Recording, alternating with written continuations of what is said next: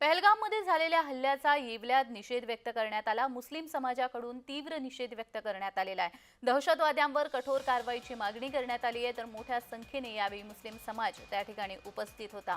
पहलगाम येथील दहशतवादी हल्ल्याचा येवल्यातील मुस्लिम समाजाकडून निषेध व्यक्त करण्यात आलेला आहे। पर्यटकांना ठार मारणाऱ्या दहशतवाद्यांवर कठोरात कठोर कारवाई केंद्र सरकारने करावी अशी मागणी देखील येवल्यातील मुस्लिम समाजाच्या वतीने शहर पोलीस अधिकारी यांना निवेदनाद्वारे करण्यात आलेली आहे। यावेळी मोठ्या संख्येने मुस्लिम समाज त्या ठिकाणी उपस्थित होता।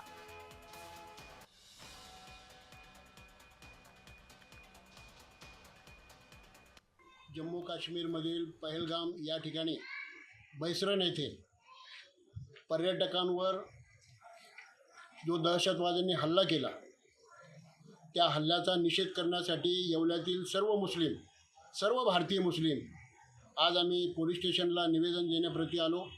आम्ही या ठिकाणी निषेध व्यक्त केलेला आहे आणि माणुसकीला काळिमा फासणारी ही घटना आहे, त्याचा आम्ही सर्वच निषेध करतो।